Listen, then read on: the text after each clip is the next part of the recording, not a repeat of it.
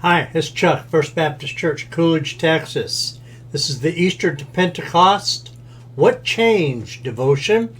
May 30th, day 48, or next to our last day. Tomorrow's Pentecost Sunday will be our last one. Today I want to bring a real simple devotion to you this morning I've entitled it and called it Just One Thing, based on Philippians 1:27 and 28a.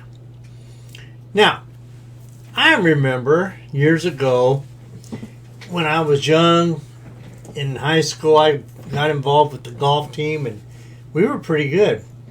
We ended up winning our league and placing very high in the state. We played some of the finest golf courses in Southern California, which was the biggest reason to do this. But we actually were a pretty good team. And I remember one of the big challenges of competition golf was to block out all the distractions.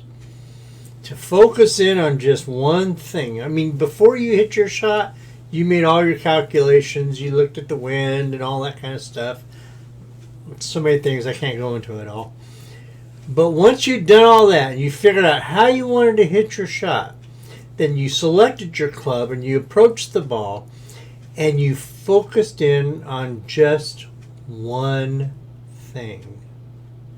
For me, my one thing was to focus on my swing tempo. I had a tendency to try to hit it farther than Jack Nicklaus's. I'd gorilla swing, and when I did that, my tempo would be shot and I'd hit terrible golf shots. Well, one year we were playing this match against a school that we always beat them. They were great guys. We had fun playing golf together, but we were always easily beating them. And so the day we went over there and we went in the afternoon, we weren't real worried about the outcome of the competition for that day. And then, sure enough, I'm coming up the last hole, the 18th hole, a par 5, kind of slight dog leg around a big lake with a green up by the end of the lake. And I'd already hit my tee shot and hit a really nice tee shot well down the middle, a little bit to the right, closer to the water, and just make the distance shorter. And the ball was laying up there and I had a really good shot to hit for my second shot, par 5. So, ordinarily what I would plan to do is hit the good shot first, hit the good shot second, hit a short third shot that got me close enough to maybe get a 1 under par birdie. But as I was walking towards where I'd hit my golf ball, I saw all my friends and co-team members come in running out to me. Well, what I didn't know until just a few minutes later, before I hit the next shot, the unthinkable had happened. And we were all absolutely tied at that point with this school that we always beat. And suddenly what had been a leisurely and pleasant game of golf suddenly became a fierce competition for pride and honor for our school. And I found out that if I won this hole, I would, of course, win my match. I would win for the school, and the whole team would win. We were tied up to this last point. And there I was with this about 240, 50-yard shot to a green that had water to the right and had two big old bunkers out front, and the green was tucked around behind one of the bunkers. Of course, the one closest to the water. It's always that way. So, what had been so leisurely now became something where I really needed to focus in. So I planned my shot. I was in good shape. I had a good lie.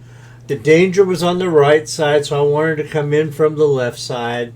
The wind was slightly blowing from the right, just a little bit. So it was not horrible conditions or anything, but the pressure was, if I didn't win that hole, we could lose or tie the match, and we had never lost to this school. So I planned my shot, took out my 3-wood, put the club down, looked down at the golf ball, focused in on just one thing. For me, that's swing tempo. I had to smoothly swing and trust the club to do the job. So, I got down next to the ball. I held the club there ready. I looked up at the green, looked down at the ball, looked up again, looked down again. I don't know why golfers do that, but we do that. And then, because I was focused on that one thing, I just came back and I made this really smooth pass on the ball. Hit it just exactly where I wanted to, the way I wanted to hit it. And that ball took off and it was heading down towards the left side of the fairway. Well, all the guys standing around were all oogling that ball, watching it, because our fates depended on it. And the ball went up, and a little over halfway to the green, it started curving back towards the right. It hit the ground just short of the green, skipped up onto the green, and would you believe that ball rolled up to about 12 inches of the hole. And I was able to just knock that ball in for an eagle 3, won my match against my opponent, and our team won the match against that school. I think it's the greatest shot I ever hit in competition, one of the best shots I ever hit in competition. But the whole thing was just one thought.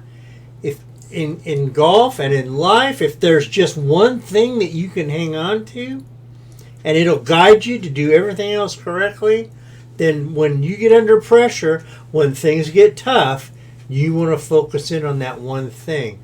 And here in our passage today, Paul writes about that.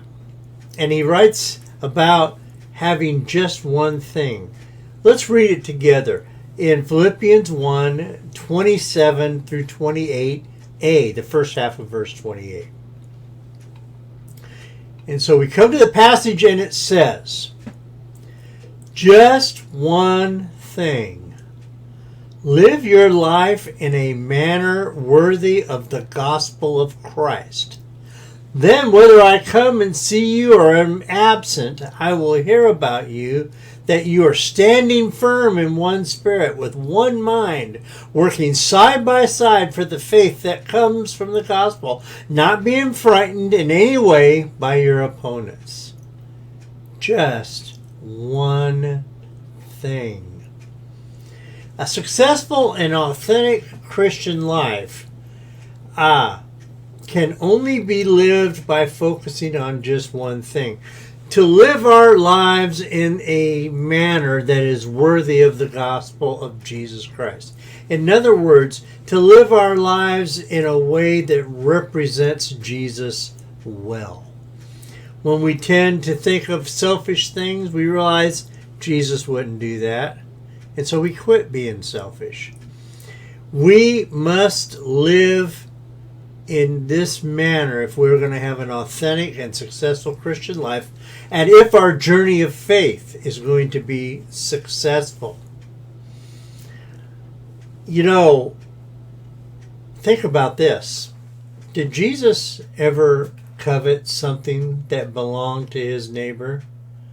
When we start to covet something our neighbor has, we need to pause, focus on one thing, and that will guide us away from that sinful action.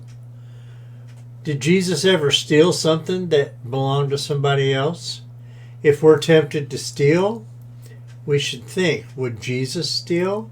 I cannot live a life that represents Jesus well by doing this, so therefore I'm not going to do it. Whether it's our tempers, our mouths, our greed, our worldliness, whatever the temptation is that you struggle with, you can try to memorize all the commands in the Bible of Jesus, and I promise you that in your own strength you will never, ever be able, you'll never be able to keep all his commands. That's why Paul gave us this one thing. This one thing, to live a life worthy, in the manner that is worthy of the gospel of Jesus Christ. In other words, to represent Jesus well. It really is as simple as it sounds. We get all worked up about memorizing all the commands of Jesus. I've even gone through and studied through the New Testament and figured out which are the commands of Jesus and underlined them. And it's good to know those. I'm not saying it's not good to know those, but I will never successfully incorporate those things into my life apart from seeking to live a life that is worthy of the gospel of Jesus Christ. So I focus on this one thing, on just one thing, and I always try to, it's more than just saying, well, what would Jesus do? It's a whole lot more than that. It's an attitude. It's a depth of character. It's a presence of Jesus in our lives. Would I be wanting to behave this way if Jesus was physically standing right next to me? One thing that we should focus on as Christians is to live a life worthy of the gospel. Let the actions of our lives reflect the gospel of Jesus, and never let them reflect our selfish desires, our sinful ways. Let that be gone because we love Jesus so much.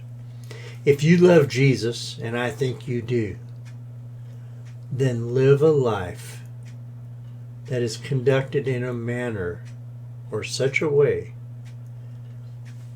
that you give glory to Jesus by how you live. Do that. Do that one thing, and your authentic Christian life will be successful, and your journey of faith will get you where God wants you to be, when God wants you to be there, and you will be equipped to do what God wants you to do and why He sent you there. Tomorrow morning is our final chapter of this study. Don't miss it. I'm going to answer the question, what's the difference? I'll see you in the morning.